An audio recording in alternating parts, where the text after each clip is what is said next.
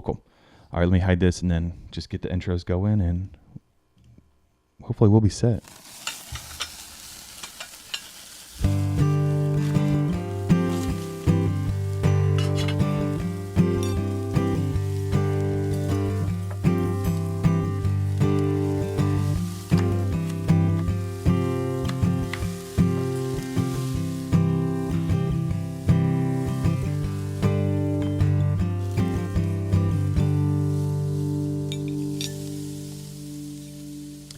Welcome to the Okayest Cook Podcast. This is Chris Whonsetler coming at you from the office today. We are doing a remote session with the legend Jeremiah Doughty. Thank you so much for being here, sir. Pretty much like the father of wild game cooking. You know, if I had to describe you, I don't know how you feel about that statement. I appreciate that because, you know, it's when I first got into wild game cooking, there was like two guys that I was looking up to. And so, and they were very high end food wise guys, you know, like looking at Hank Shaw, looking at, you know, Scott Lathiff. And that was it. Those were like the two dudes running it. And I kind of came from it from a different perspective. And it's so rad to see the wild game community grow from what it has in the past 10 years, just with people excited to utilize meat as meat.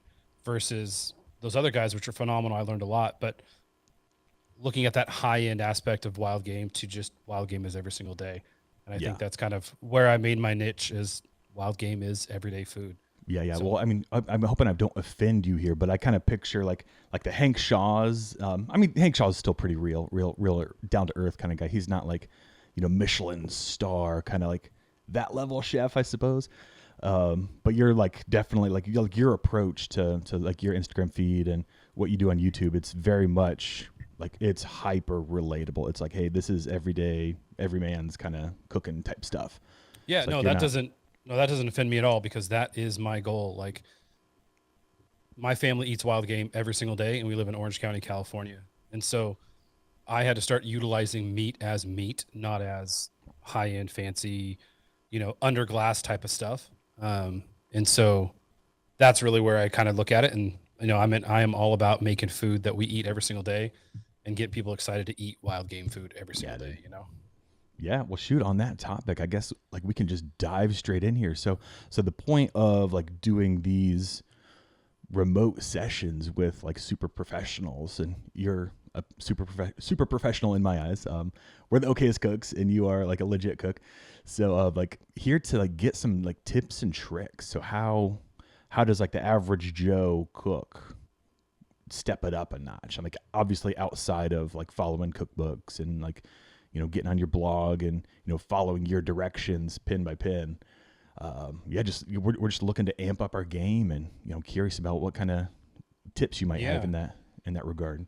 I think my biggest tip is don't be afraid to mess up. And when I teach my classes, when I am sitting there with new hunters who are figuring out this game, the biggest thing I say is don't be afraid to mess up. Yes, we spend a lot of time, a lot of money, and a lot of effort getting this meat. Yeah. But if we're afraid to use the meat and just keep filling our freezer, then what's the point of even doing it, right? For sure. And there's, you know, I post a ton of recipes, but there's a ton of recipes I don't post because my family sits down at dinner and we're like, nope. Okay. How can I rework this? And we, you know, and we have conversations, you know, my two daughters are very open and honest and sometimes too open and honest. Like, Dad, this is disgusting. Oh, no. And I'm like, or my wife's like, I don't know. And I'm like, yeah, you're right. And I'm trying to like, are you sure? Like, and then I take a bite. I'm like, yeah, no. So I think that's the biggest thing is don't be afraid to mess up and don't be afraid to try it out, because some of the greatest recipes that I have came out of 6, 7, 8 failures. And I was I have to figure this out. I have to make this taste good. This idea in my head, this sketch I have on a piece of paper has to work. Okay, so minus this, add this. And for another thing is don't be afraid to try recipes that are geared towards regular meat, right? Like when I say regular meat, I mean beef, I mean chicken, I mean, you know, like your domesticated grocery store meat. Go on Pinterest, go look and type in whatever. If your favorite beef recipe, utilize your elk, utilize your deer, utilize, you know, everything else in that same realm. Like, Yeah. don't be afraid to use a normal recipe for it. Yeah. So another one of our hosts, Andy, has a book called the Flavor Bible. Have you heard of this? Do you own this book? I It's do have the Flavor basically Bible. Yep. nice. What? I do not have one. I need to buy it. But yeah, awesome resource. Yeah, to substitute ingredients, and I'm sure they talk about wild game. Subbing Well, beef. yeah. and Well, the you just have Flavor to Bible just is recoup more. that fat. It's more on what pairs with what. So right. So if you're Gotcha. looking at, let's just say soy, right? Let's just throw soy out there. You're looking at soy. What's going to pair well with soy? What can you utilize to make soy? Okay, so you can add the ginger, the garlic. You can make this. You can add this and this. You beat this. You can. So it's understanding the flavors that go into every single ingredient. Gotcha. And that really helped me when I first got started, because the first big game animal I killed was an antelope, and I did not like the meat, and it wasn't for the fact that I didn't like the meat, because I didn't understand it, right? I didn't understand this super sucking on a sage bush flavor of meat, Right. and you throw in that word gamey. Like, I think gamey in itself can't be a flavor. It's more of a hindrance to a lot of us who cook wild game. Embrace the Almost gamey an is kind of, excuse. yeah, man. And I would say embrace the gamey, right? The gamey is you can't have an elk and a pheasant taste exactly the same gamey, right? It can't happen unless that elk is eating the same exact ingredients as that pheasant, which they're not. Now you can take a low valley elk and a sage grouse, and they're going to be very similar in flavor because they're both eating those sagebrush that are on the thing. They're going to be different, but you're going to have that essence of that very strong sage flavor. And so that Flavor Bible really helped me out in the fact of, okay, what pairs well with sage, right? And so kind of looking at that, because I think a lot of times I'm on so many blogs and forums that people tag me in. As wild game cooks, a lot of people are trying to mask the flavor of the wild, right? So you think about all the old school recipes of your grandpa, like soak it in buttermilk, right? You're trying to extract that, or hey, soak it as long as you can in water, salt water, to draw out and then you pull it up and it's like gray, nasty, disgusting meat. So it doesn't even look the same. Yeah. Oh, and I go on blog. I'm like, stop soaking your meat. This one high profile guy posted a picture of this backstrap, and it was Backstrap he was soaking. It was pale pinkish gray, and I looked at him. I said, "How long did you let that soak?" He goes, "Oh," and I was like, "Stop it." Jeez. But because people are looking at you because you have 1.2 million followers, and now you're posting this. People are like, "Oh, well, Joe Schmo is soaking it."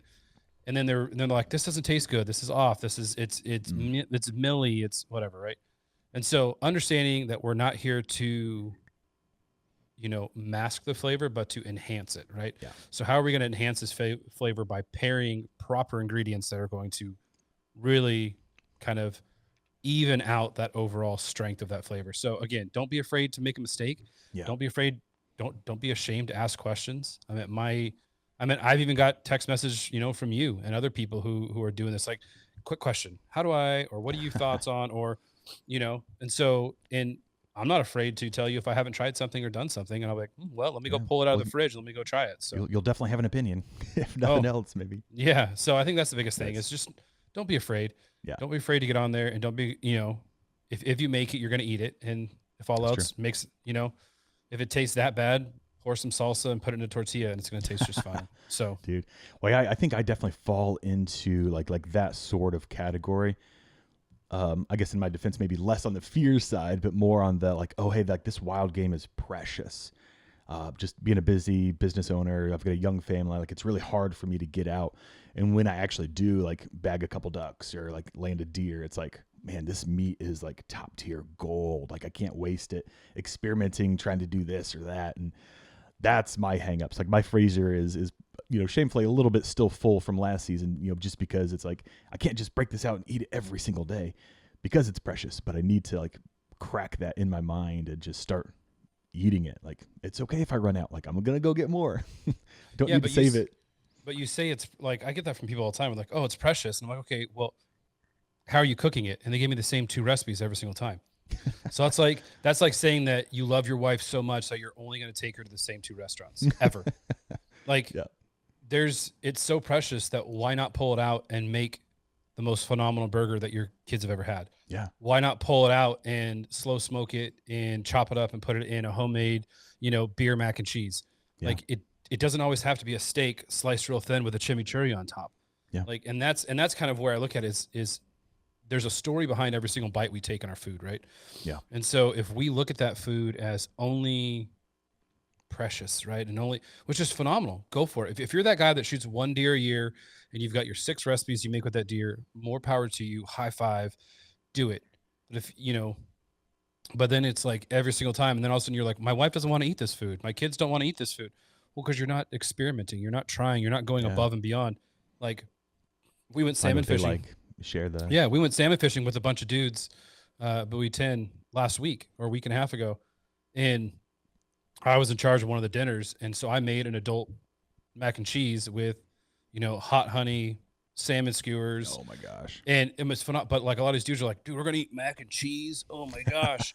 And at the end, they're like licking the bowls of mac and cheese. They're going back for more hot honey on top, and it's like, this isn't Blue Box here. Like, it's grown up. We're envisioning that fake, cheese powder as I'm cracking 2, really thick dark stouts to make the roux, to make the cheese sauce, then using super aged, white cheddars and Gruyères and Parmesan cheeses with a really high end noodle, like, making homemade breadcrumbs to go on top of it. Like, bro, yeah, it's not this. They're thinking of mac and cheese and salmon. They're like, no, I'm an adult. And after they're like, oh, right. But it's a recipe that you can still bring to your kids and they're still going to enjoy it. Yeah. Because you're cooking the beer out, you're cooking all the other stuff out, right? But it's this flavor profile that people are afraid to do because, oh, it's macaroni and cheese, or, oh, it's this, right? And so again, that comes with that whole fear thing. Like, I don't want to mess it up because I only shot 6 ducks this year. Okay, but you shot 6 ducks and you breasted them out. What about the legs? What about the thighs? Like, for sure, yeah. Or, oh, I shot 6 ducks and then I don't know how to cook them and my family won't eat them because, well, great. Experiment with them. Experiment with these ducks. Pluck these ducks. Yeah. Try confits. Try throwing the whole thing in a pressure cooker, breaking it down and making a pho out of it. Like, don't be afraid to look at your meat as meat. Absolutely, yeah. That's kind of my biggest thing when it comes to it is, and don't treat it as this. I mean, it is this precious gold thing. It is precious, yeah, but I shouldn't. But stop. For me, I mean, it shouldn't slow me down, yeah. And this is coming from the guy that has 3 freezers full of every wild game you can eat. But as a guy who can't eat domesticated meats, I can't have beef, I can't have domesticated pork, I can't have all this other stuff. I kind of have like a heritage hog, but that's usually way more expensive. So I don't have the option of like treating it as precious. It's, well, we're having mac and cheese tonight with ground taco meat. Well, which animal do you want to eat today? And then pull out the grinder and grind that, grind that meat fresh. So yes. So does your family have a preference on like what species they like to eat? They could care less. Into it all. They call it all chicken if it's a bird. Oh, well, we're gonna. Oh, Dad, this. I'm like, well, that was actually a rough grouse. So like, whatever. They all hunt. They all, my youngest just got her hunting license, so she's super excited for dove season on Sunday. Yes. Just to kick up. But no, it's like they all love elk because it's elk. Axis deer because it's axis deer. But the only ones they usually look at me is when it's a really overpowered antelope or a very overpowered low country mule deer eating sagebrush. Those are the ones that are like, can we just grind this and make burgers? They don't want it as a steak. They want that one as a summer sausage. They want one as a bratwurst, just because it makes sense. Yeah, which I'm like, sure, no problem. Absolutely. Yeah, well, honestly, I kind of skipped this earlier, but do you want to give like a little bit of a backstory about who you are? I just assume the whole world knows who you are, and if I was a betting man, like I'd say all of our listeners know who you are. But for that oddball out there, give us a quick rundown of like who you are and why should we listen to you? Yeah, for any of those of you who are over 40, I'll give you the Reader's Digest version. For those of you under 40, Reader's Digest was a magazine that came out that had short stories, so you could read Moby Dick, but in 15 pages, right? So my name is Jeremiah Doughty, born and raised in Southern California. Go figure, hunting capital of the world. And, been a bird hunter since I was 6 years old. Birds are all my family did. If it flies, it dies, all the way until I was about 18. When I started teaching myself you know, more birds, bigger birds, turkeys, ducks. And then in about 2006, 2007, I started getting really sick. No one knew why. Found out I was allergic to domesticated beef. I'm allergic to bovine fat. My body has a very strong allergy against it. So as soon as it's in your body, it's out of your body type aspect. And so that kind of thrust me into the big game world in about 2008, 2009. When I went and harvested my first antelope by myself. Well, me and a buddy, but we kind of split off. And we didn't know what we were doing. Me and my buddy Ryan, and got the meat home and hated it. Didn't know what I was doing with it. At the time, I was, a GM in a high-end restaurant, and was just kind of like, well, whatever. We have the motto in my family: you kill it, you eat it. So we need to figure this out. And so I got the Flavor Profile Bible, and started understanding it. Started talking to our wine sommeliers at work, like, hey, how do you pair this wine with this red meat, or with this white wine with this white meat, or vice versa? How are you pairing the blushes with this? So they started telling me about the different flavor profiles within the notes of the. I'm like, okay. So I took all that information that I had from the sommeliers, from this book, from talking to our head chefs, and said, I think I can do this. So I started creating meals that, again, enhanced the flavor of the meat versus trying to mask it. Because when we masked it, it's just like, spraying rose spray in the bathroom. You still took a dump in there, right? And so after a while doing that, then all of a sudden companies, I started posting it just on my normal, Instagram back in the day, and companies started asking for recipes, and I'm like, what the, I'm a nobody. But again, there was nobody doing real meat. It was all very high end stuff, right? And you still had the Shaws doing the magazines and some of the TV shows. You still had, Scott Lathiff doing his TV show. Sure. But no one was really watching it. No one was really following. They were following Hank more for his hunter-gatherer aspects of it. His mushrooms, his seafood, some of his duck classes. And so, fast forward to like 2014, and I'm starting to take new hunters out who want to learn to Wyoming with me to go hunt antelope, because they're asking questions, right? I taught myself how to butcher, because I didn't want to take it to a butcher, because I can't have the cross-contamination with all the beef and with all the other things. And the horror stories of you not getting back your own meat. We dropped off an antelope in Wyoming, and there's 117 antelope lined up. How do you know you're getting back your antelope? That's like true, they don't put a tag on it. They weigh your animal and give you that amount of meat back, right? Absolutely, yeah. Now there are some phenomenal single butchers that are out there in small counties. I always say that. Love you guys to death, but the big mass production in these Casper, Wyomings, where you're hunting a lot of animals, they're just pumping out meat to pump out meat. So taught myself all that, and created From Field to Plate, just as a, hey, I want to teach people what they're, how to do something new, and to take it above. And it's kind of just exploded and grown from there. Yeah, from just, I quit my job in the restaurant to pursue this full time, and it's literally all I do is cook, eat, and hunt. Yes. So the dream. Yeah. Yes. Well, correct me if I'm wrong here. You said you were the general manager at a restaurant. Yeah. Yep. Did you have like official cook training, or like chef training, or like, so you said earlier, I believe you're all self-taught. Just kind of clarifying that, like, your food is just you exploring. Yeah. No, my mom was a great cook. My grandpa was a great cook. My dad was a great guy at the barbecue. Working in the restaurant, you have to learn every position. So you learn all the positions, you learn all the recipes. So if a cook's not there, you're jumping in to jump on the hot side, the cold side. You're jumping in the salads, the fryers, the sandwich station. So you knew all of that. Plus, working in restaurants since I was 17 years old, you start to hate restaurant food. And so you're always back there making your own food, especially as a manager. Like, if it's the end of a crazy shift, you're back there just throwing crap into a bowl and trying to make food. And so, no, I never went to culinary school, never did anything classically trained. Just, from working in restaurants, learning that, to then looking at myself in a different mindset of, okay, I never called myself a chef until, Anthony Bourdain. I met him at an event, and he called me a chef because I mastered a quail, right? This quail recipe. Gosh. Dude, that is like the honor of honors. Oh man, when he died, it was one of those deals. But it was one of those where he was like, all right, chef. I was like, oh, I'm not a chef. He goes, hey, a chef is someone who masters their niche, and you have mastered it. He goes, I didn't go to school. Like I just learned how to cook, and people call me Dude. chef.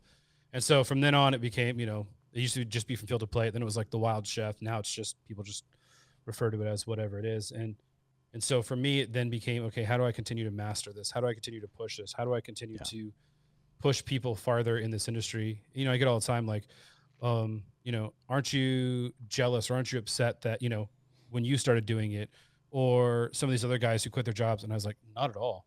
Like I am one of the most humble guys in the fact that like I want more people to eat wild game and go out there and hunt and fish. Yeah.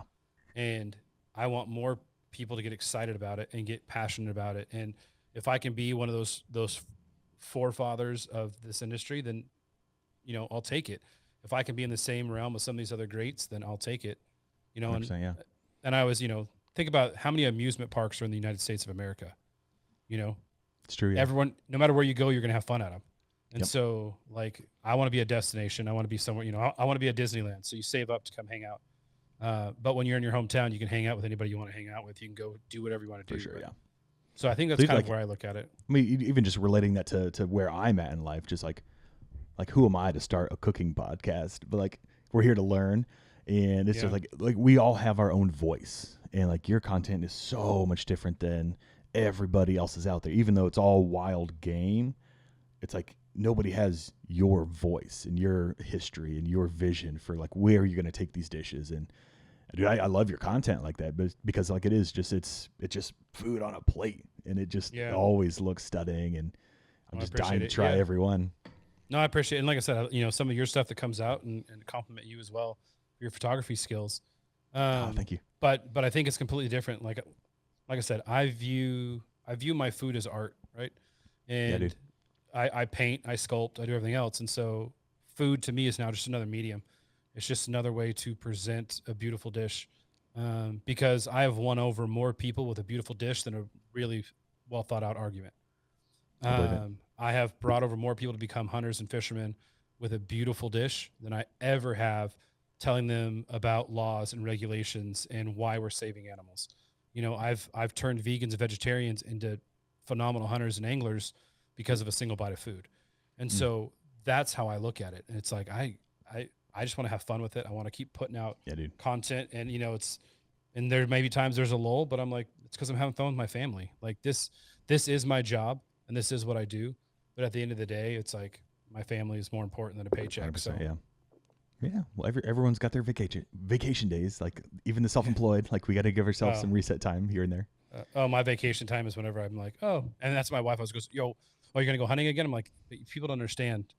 My hunting and fishing is my work, right? Yeah. Like I get friends all the time like, oh, it must be nice to go all the time. I'm like, sometimes yes, but sometimes when you're living out of a suitcase for 15 days and you're getting up at 4 o'clock in the morning and going to bed at midnight every single night, it sucks. But yes, I come home with a ton of meat and I, money and everything else, but sometimes sitting at a desk sounds nice. It's true. I mean, I don't want to do it, but sometimes it would be nice to sit in air conditioning. I just did that film with Boot Barn, and it's funny. You see the video. That. I'm just dumping sweat, right? It was 113 degrees in Texas, 100% humidity.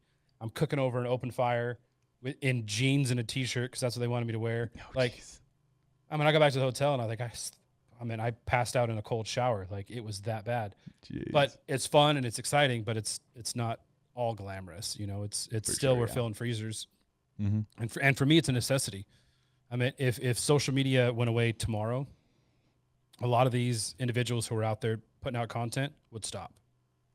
Right? For me, nothing would change other than I'd have a lot more free time than having to post and comment and talk. And you know what I'm saying? So, yeah. Well, dude, I would love to attend one of your classes. I mean, if you want to talk about some of the other stuff you do real quick, I mean, you do like butchering classes and like, I don't know if you do like guided hunts with that as well. Yeah. Or? So, all of my classes are unlike a lot of these other guys who are out there doing classes. My classes are geared towards being hands-on from start to finish.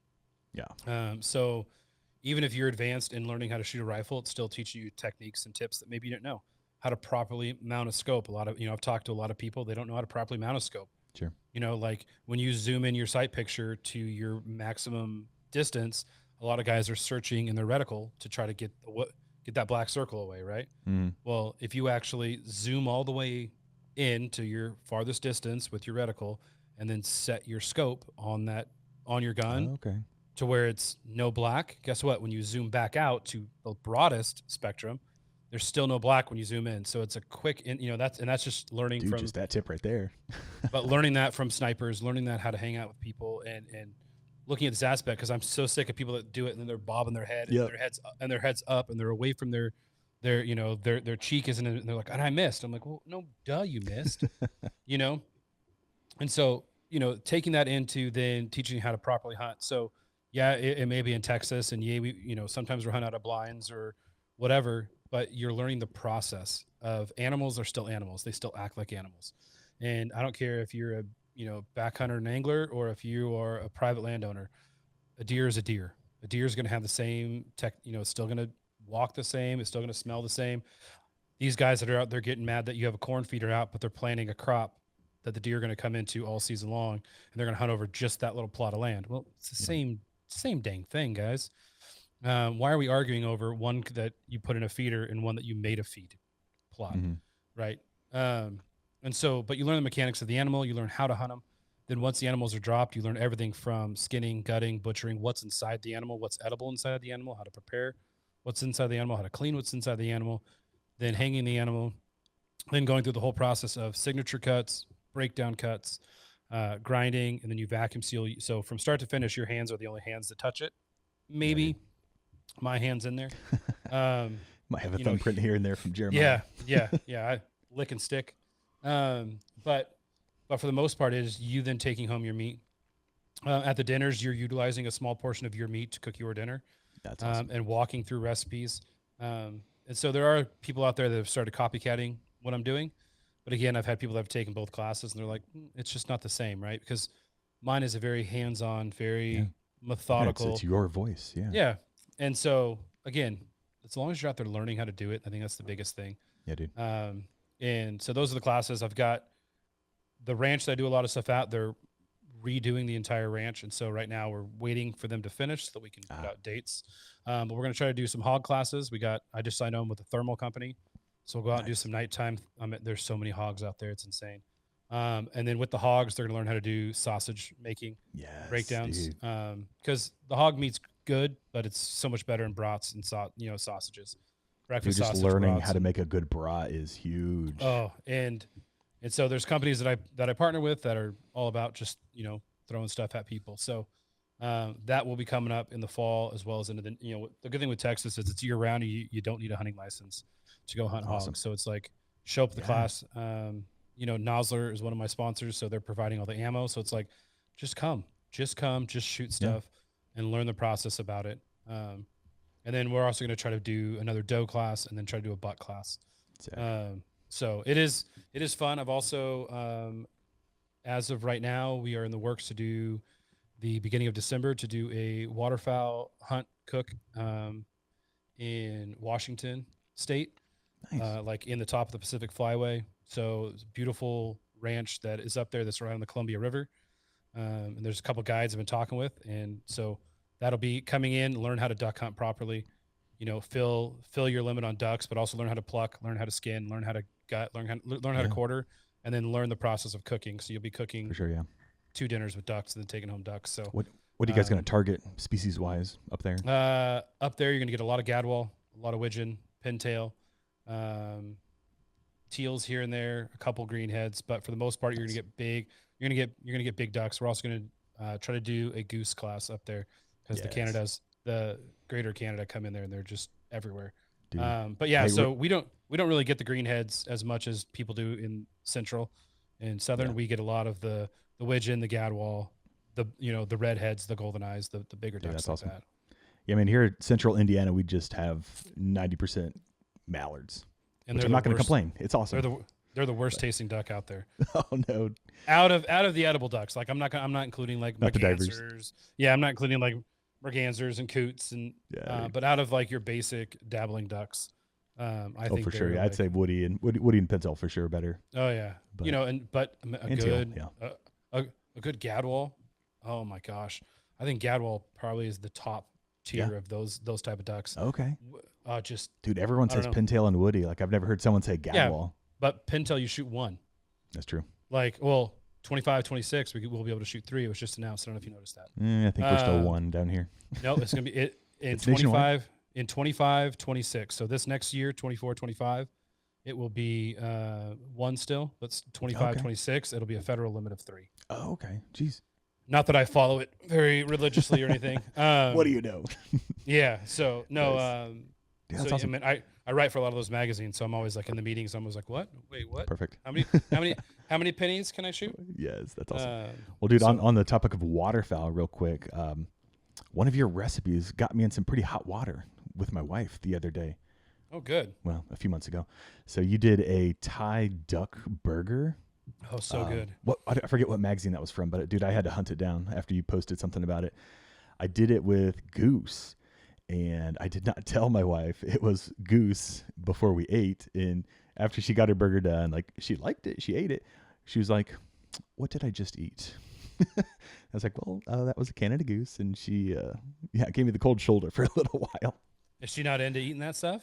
You know, she's not into the wild game as well. I mean, she's not like a meat on a plate kind of gal anyways. So she'll do like chili and tacos and stuff, but like she'll never have a chunk of steak to eat. But yeah, definitely the wild game for sure. Like it's taken some coaxing, to get her into that. And here's the deal: she liked it. What does it matter, right? That's what I'm saying. So get this though. So when I hunt a lot of antelope, like there was this is about 3-4 years ago, I hunted a ton of antelope. And so instead of just because in my freezers, I've got freezers designated to different animals, different cuts, different, right? So like I've got one just that's fish and waterfowl.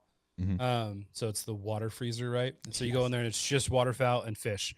And so like if I need something from that, it's that. Then I have one that's just all deer, whitetail, mule deer, blacktail deer, that kind of stuff.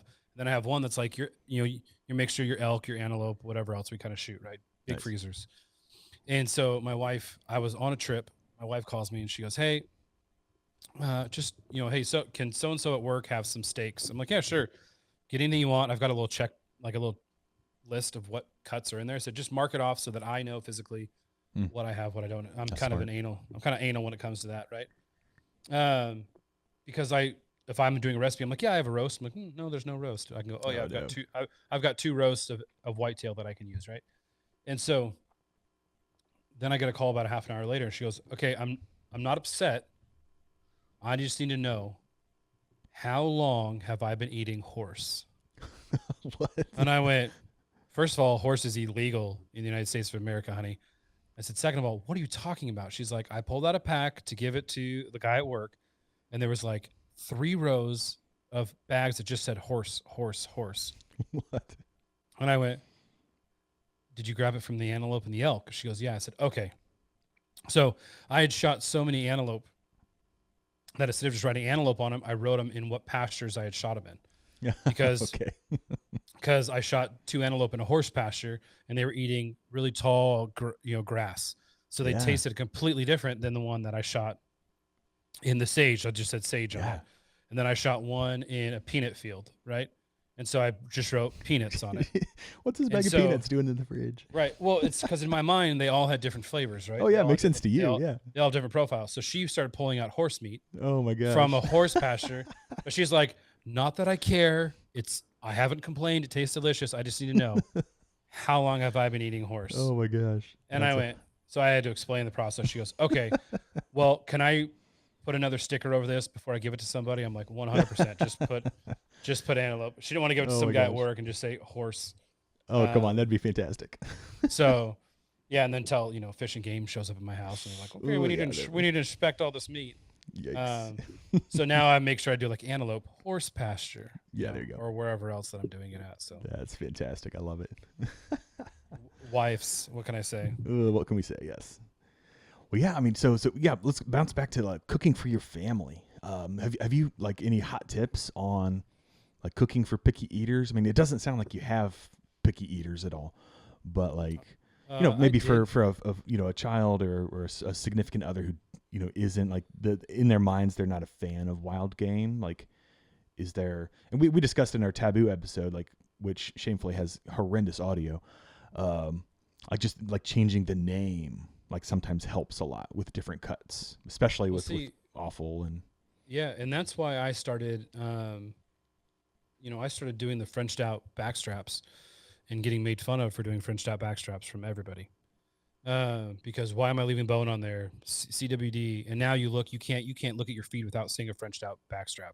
Dude, they're anywhere, beautiful. right? Like, but the guy, literally, I could show you the video when I'm doing it, and people like the comments from people that are making fun of me. The high ups, like people in our industry, are like, "Oh my gosh!"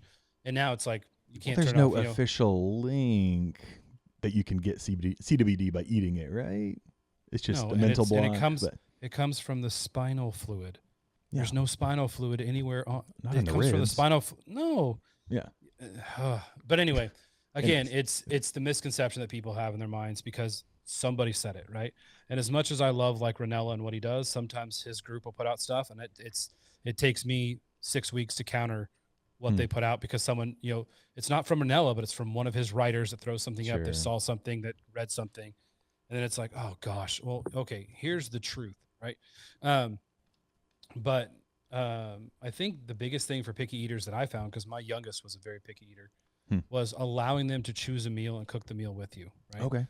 When there's a buy-in to the meal, they want to eat it, right? Yeah. So dude, that's huge. what I did is I went on Pinterest and I, put back when she was like 7, I said, here's Pinterest. And I typed in red meat recipes, right? And I said, find 2 that you want to eat.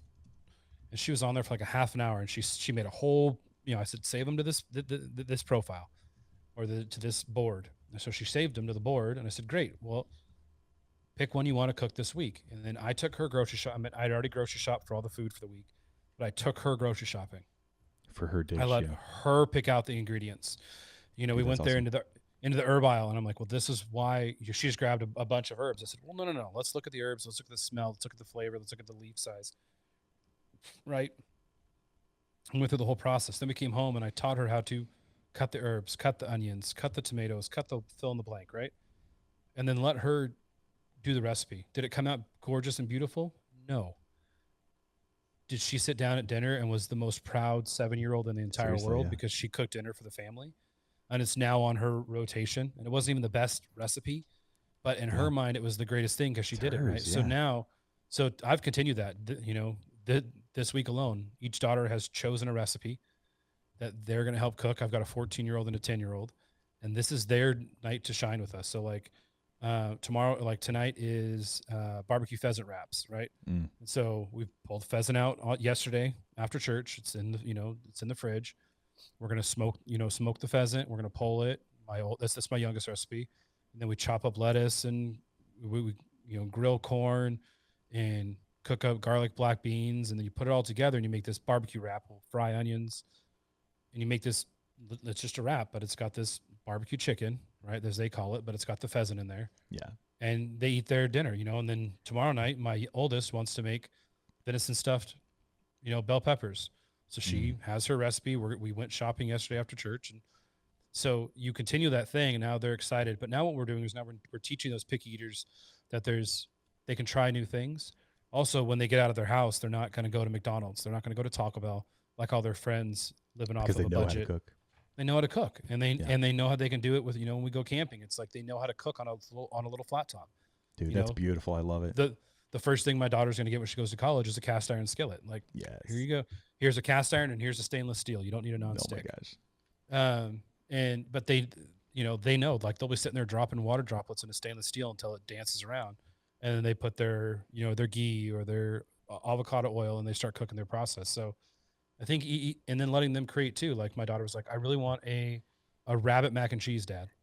Okay. And I go, okay, great. Well, how do you want to do that? Yes. Well, I want your macaroni and cheese that you make. Okay, great. I can do that.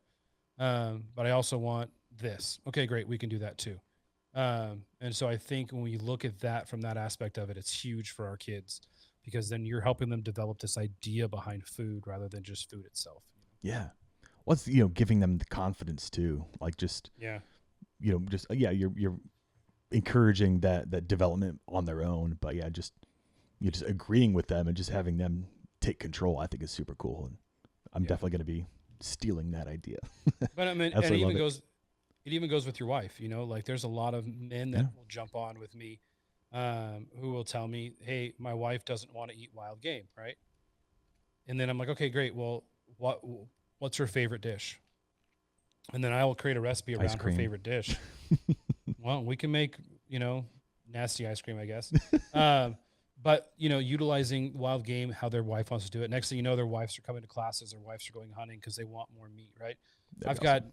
I've got like 1 million followers on Pinterest, and 90% of them are female, Yeah. right? Because a lot of the wives are doing the cooking at home. Like my wife, I don't think she's cooked more than 6 meals in 20, 24 years that we've been together. So, but yeah, I think that's the biggest thing is allowing them to be a part of the process and not Yeah. letting, same thing I said earlier, not letting them be afraid to fail too. Yeah. Dude, I love it. That's super cool. Well, so any last minute thoughts here? Definitely. So, like I said, you do a lot on Instagram primarily. So, yeah, anyone listening, follow along at From Field to Plate on Instagram. I'm assuming if we just search your name and From Field to Plate, you'll pop up on YouTube and Pinterest and Oh yeah, all these I places. mean, you can do what my daughters like to do all the time because they think I'm famous. So they'll go into Google and type in Jeremiah Doughty. Yes. And the next thing you know, there's like 30 pages of all the things that I've done or all my profiles. And they're like, look, my dad's famous. I'm like, oh my gosh, that's the last thing I want to be is famous. But yeah, fromfieldtoplate.com. It's really easy.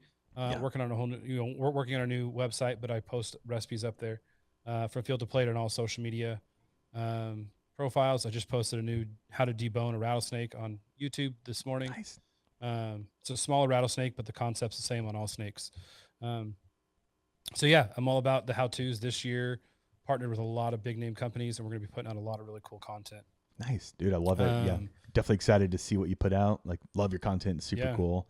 Well, I appreciate it. Just just your voice, like in like just the wild game industry, like is so beautiful. Just like I won't make you go through it now, but you've got some content out there where you just kind of explain like the why behind all of it, and like it's like the most well said I've ever heard anybody. So do your research on Jeremiah and like the why behind what he does is so beautiful and just spot on.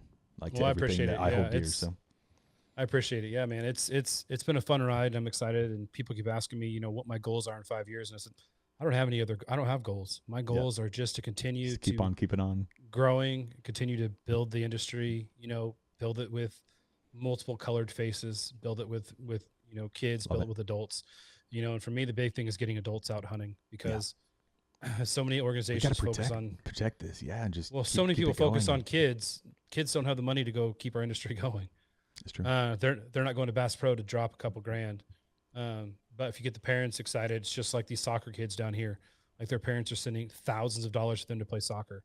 Yeah. Like let's spend thousands of dollars to go fill the freezer versus getting into college and them just working at McDonald's because they can't afford anything else. So yeah, but no, follow along. And again, dude, I appreciate it. And I'm glad I got to jump on today. I was just sitting there working on videos when you sent a text. I appreciate it. Yeah. Yeah. No well, problem. Hey, anything on your bucket list real quick? You never know who you know. So anything that you're chasing down, like what's the white whale in your world before we hop off here? Yeah. My white whale is to go do a moose. Okay.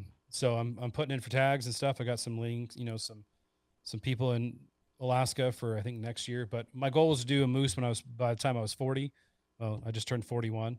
COVID really jacked up a lot of that crap. Yeah.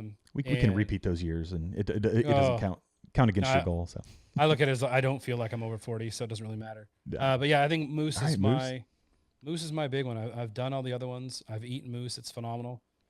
But dude, I think Harvesting Nature just did a podcast about like a moose nose.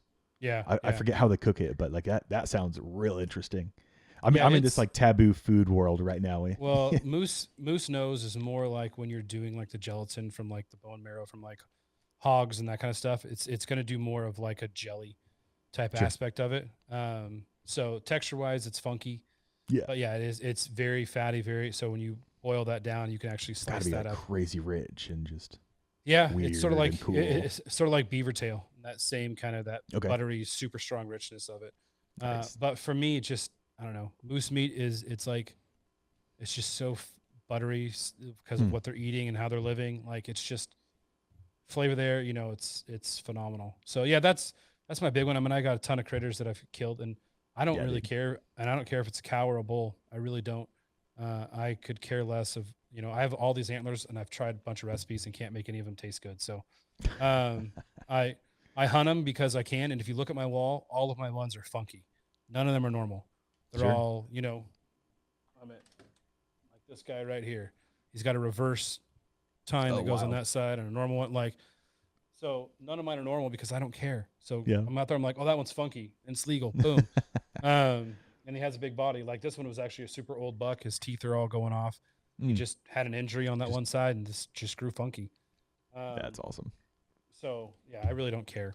Yeah. So and that's my big Well, I thing I'm mean, talking look about. at my shirt. The whole Okayest Hunter network. It's all hunt because of why you want to hunt. Like if you're chasing big antlers, then chase that. If you're chasing, just to fill the fridge, chase that. Oh yeah, and I get people all the time that look at me. They're like, "Oh, I can't believe you shot that." I'm like, "Whatever. I have a full freezer and you don't." It's like, "Oh, I let it go. It'll be bigger next year." Okay, you're hunting on public land. You probably won't see that buck next year. Exactly. So if even it's on legal, private property, there's so many things that can go wrong.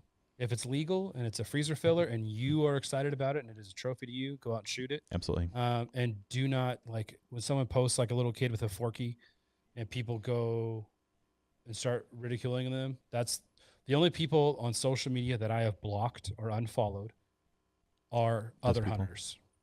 Like I get 10 to 15 death threats a week. Those people are still on my, those people are not blocked. They're not unfollowed. They're not whatever. Right. But a hunter who is disrespectful, rude, and I'm done. I don't need them in my life. I don't need them as a follower. I don't need them as a friend. I don't need them as anything else. Yeah. Just the image of hunting. We need to keep that in. Yeah. And it's like, I mean, they're just damaging the industry in general. It's disgusting. But anyway, dude, I appreciate you having me on. Yeah. And love having you. If anyone has any comments, questions, concerns, I run all my social. I am 100% on response rate. So reach out. I am more than happy to. I mean, he answered me to a unsolicited DM. So definitely reach out to Jeremiah. He's got tons of cool information, and definitely follow along the adventure. Like he's super cool, and just his dishes are awesome. Like I said, that Thai duck burger that I did goose with, which is out of this world. So Appreciate crazy it. good. So dude, keep the content coming. Absolutely love it. Really appreciate you being here, joining us for the episode, and we'll be keeping our eyes on your feed. Oh, it should be fun. It's hunting season starts on Sunday, so dude, it's coming quick. All right, love it. Thank you, sir. Thank you so much for being here, and we'll be in touch anytime.